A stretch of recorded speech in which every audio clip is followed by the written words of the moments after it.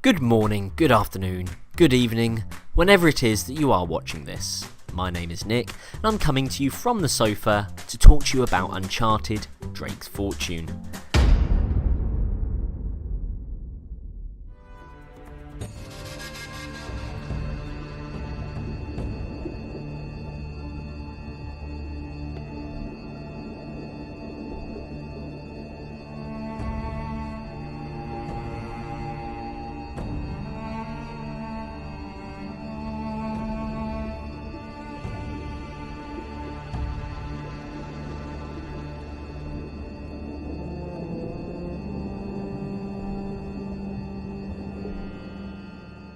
That's right, I finally played it!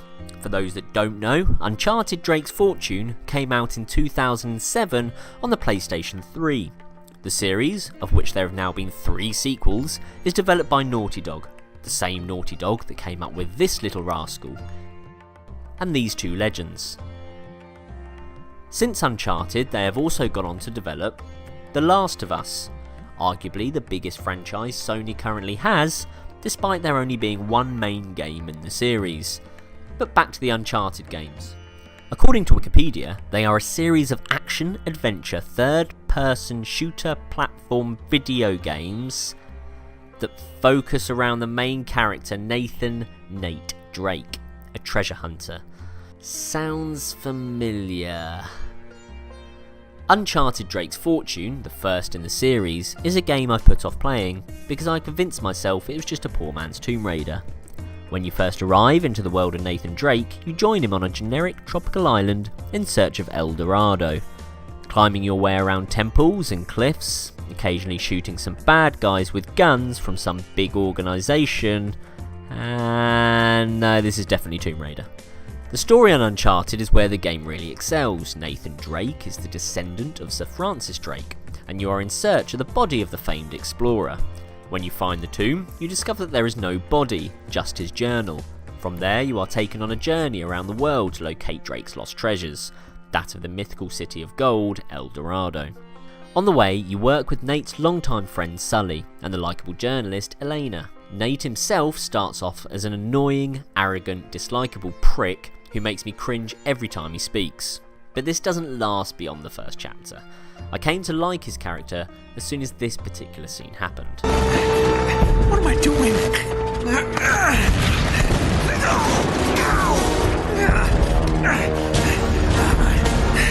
Okay, you just jump, count to 5, just pull the cord. How hard could that be?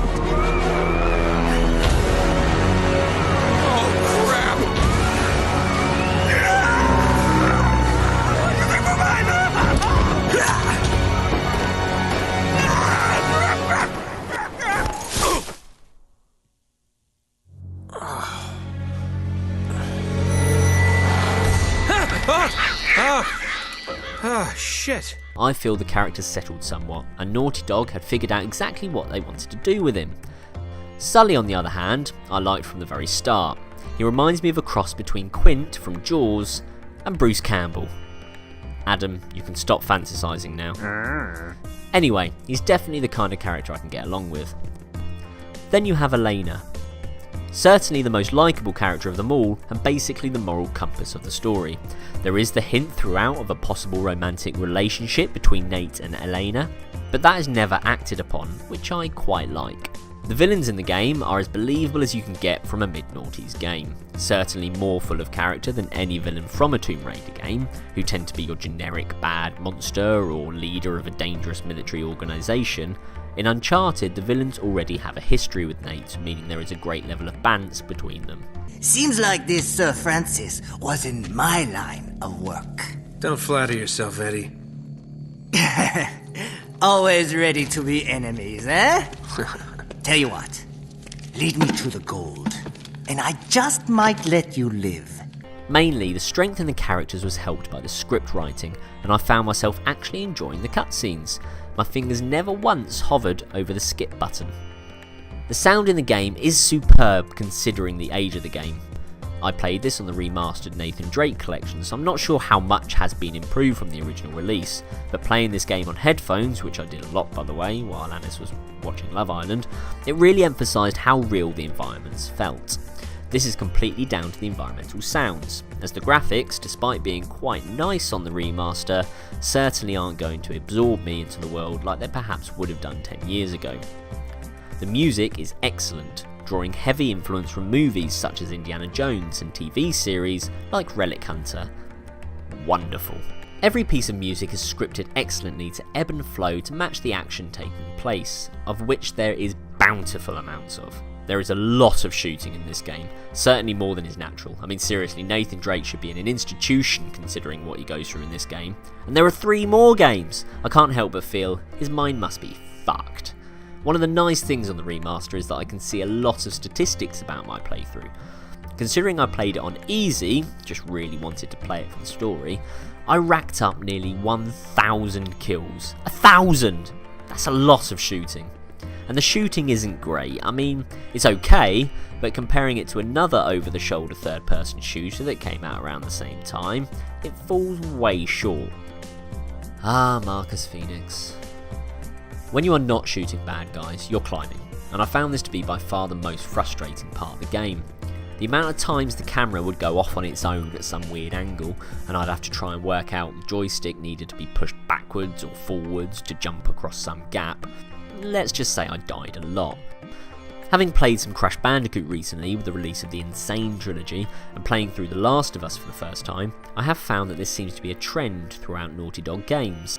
Essentially, a lot of the climbing sequences in Uncharted are just 3D platformers, and if you remembered how frustrating the 3D platforming parts in Crash were, you can see why I got very close to throwing my controller at the TV on a number of occasions. On the plus side, I feel like it was through these parts that I really connected with Drake. I would talk him through these parts, explaining exactly which direction I wanted him to jump or shuffle, like a gentle, caring coach on the sidelines.